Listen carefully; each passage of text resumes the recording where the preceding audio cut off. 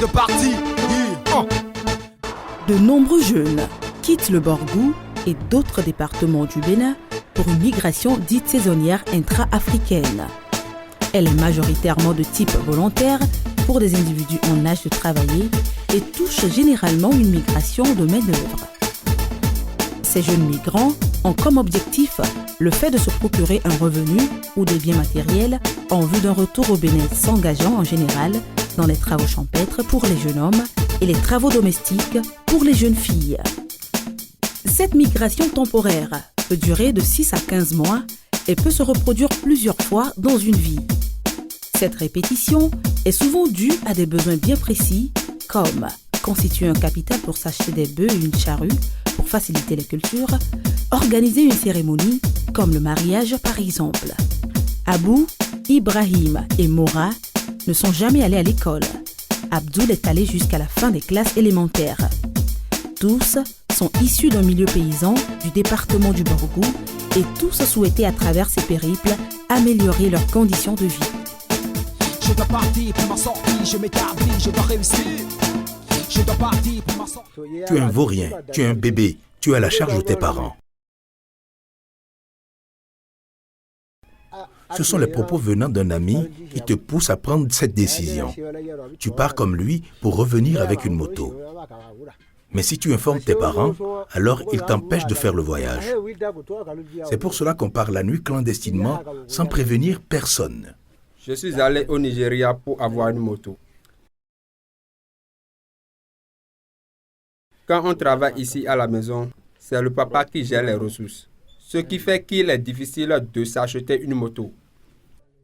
Je me suis réveillé le matin, j'ai constaté que sa chambre était fermée à clé du dehors. Cela m'a étonné et je me suis posé la question de savoir ce qui s'était passé. C'est par la suite que j'ai appris qu'il était allé au Nigeria. Tu ne sais pas où il est allé avec précision, ni même si tu peux aller le chercher.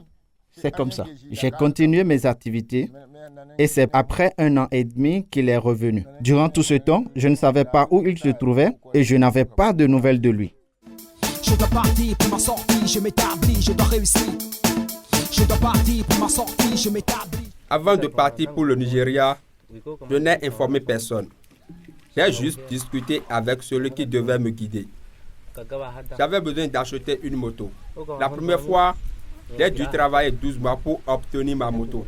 Mais elle n'a pas duré. Et je suis donc reparti une seconde fois. Au niveau de la frontière, lorsque nous sommes proches du poste de police, nous descendons de la moto de notre guide. Nous passons par la brousse et on le laisse seul avec les policiers. On se retrouve de l'autre côté loin des policiers et on continue notre chemin. Sinon, il y a 2 manières pour aller au Nigeria. Il y a certains jeunes du village qui prennent contact directement avec le propriétaire terrien une fois arrivés au Nigeria. Ou alors, on peut être accompagné par un guide qui vous amène. Et quand on arrive sur place, il faut payer des frais au guide à la fin des travaux des champs. Ce guide est quelqu'un qui a souvent fait l'expérience d'aller au Nigeria ou il est même nigérian. En allant au Nigeria, on prend la décision tout seul. Nous n'informons personne. Nous sommes quelquefois en groupe et nous quittons très tôt avant la sortie des policiers au niveau de la frontière. Non, je n'ai pas informé mes parents. C'est l'un de mes frères qui a informé. Je n'avais rien, sauf mes cahiers et puis les autres tenues. J'ai pris ma carte scolaire.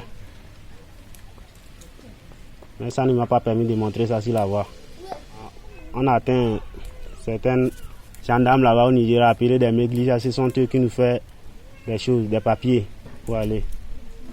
Je dois partir pour ma sortie, je m'établis, je dois réussir. Je dois partir pour ma sortie, je m'établis. Lorsque nous arrivons chez nos patrons au Nigeria, il y a 2 types de négociations. Parmi nous, il y a ceux qui veulent être payés à la tâche. Ceux-là peuvent se reposer quand ils sont fatigués, mais ça ne se fait pas souvent. Il y a ceux qui négocient pour être payés à la fin de la saison. Ceux-là commencent le travail très tôt le matin et cessent tard le soir. La durée de l'accord varie entre 6 et 12 mois. La plupart préfèrent être payés avec une moto à la fin de la saison. Une fois que nous sommes dans la ferme, nous n'avons plus de nouvelles de nos familles. Nous n'avons pas de téléphone. C'est seulement quand le guide qui nous a amenés au Nigeria nous rend visite que nous avons des nouvelles d'elle. Et du coup, c'est souvent seulement à notre retour que nous apprenons que telle personne est malade et telle autre est décédée. Dans les fermes au Nigeria, nous travaillons très dur. C'est de l'esclavage. Pour gagner ce qu'il te correspond, il faut faire le niais. Si tu veux faire de la résistance, le patron refuse de te payer. Il est chez lui et donc il est fort. Si tu te soumets, tu rentres chez toi sain et sauf. Lorsque nous sommes dans les plantations, nous devenons presque les esclaves de nos patrons. C'est une soumission totale. Sinon, tu n'auras pas ce que tu es allé chercher. Si vous avez la chance de tomber sur un patron qui a une épouse gentille, elle vous prépare à manger, mais sans aucune viande. C'est le patron qui fournit la nourriture et le logement. Mais quelquefois, nous dormons dans les champs. Lorsque quelqu'un tombe malade, il n'est pas question d'aller au centre de santé. Nous achetons des médicaments dans la rue pour nous soigner. Le patron peut nous prendre en charge ou bien il nous donne l'argent, mais cela est déduit de notre salaire. Donc, on travaillera 1 ou 2 semaines en plus. Si tu es malade pendant 2 semaines, tu risques de te faire renvoyer, des fois déjà après 1 semaine. La tracasserie que j'ai vue, je n'ai pas souhaité repartir encore. Parce que vraiment, j'ai chaud. On se réveille à 5h, on revient à 18h, soit 19h. Il y a plusieurs sortes d'activités. Il y a les labos, le saclage, les buttes, les plantations d'igname. Bon, les activités sont différentes par rapport à celles d'ici. C'est comme ça aussi, au niveau des manières, c'est très difficile. Il se préférait que des fois, c'est le manière qu'on pile pour t'amuser et préparer. Nous préférons ramener une moto car c'est visible. Lorsqu'on revient sans moto, les amis se moquent de nous. Ce qui est important à la fin, c'est que tu reviennes avec une moto et non avec de l'argent. Si tu reviens sans la moto, c'est comme si tu as échoué. C'est avec ça que tu vas te vanter devant les amis. La première fois que nous sommes allés au Nigeria, on ne s'est pas entendu avec notre patron et au bout de 2 mois, il nous a dit que l'on devait travailler 18 mois avant d'obtenir chacun une moto. Nous avons refusé et nous avons dû fuir. On ne connaissait personne dans le village. On a marché de 18h à 7h le lendemain matin. Nous avons eu faim et nous avons mangé de la pâte trouvée dans un hangar sans demander. Ensuite, nous sommes tombés sur une personne qui nous a accueillis et nous a aidés à trouver un nouveau patron.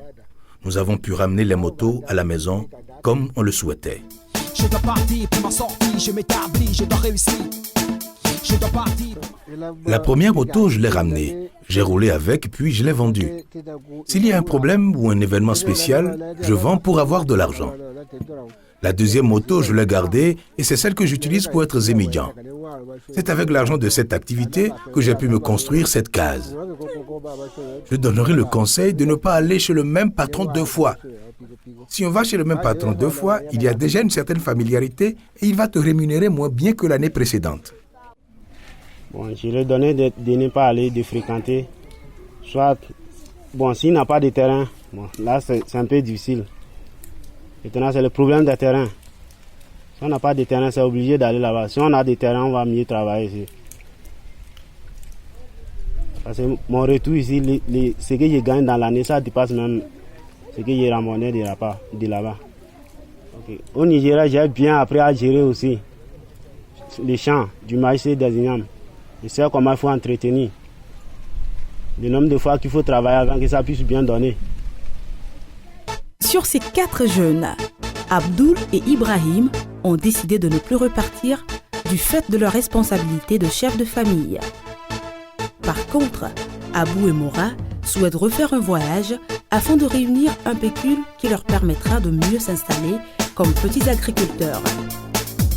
Cette vie que je mène ne me plaît guère, dans ma tête j'y pense. Chaque jour qui passe, je reviens là, je dois tenter ma chance.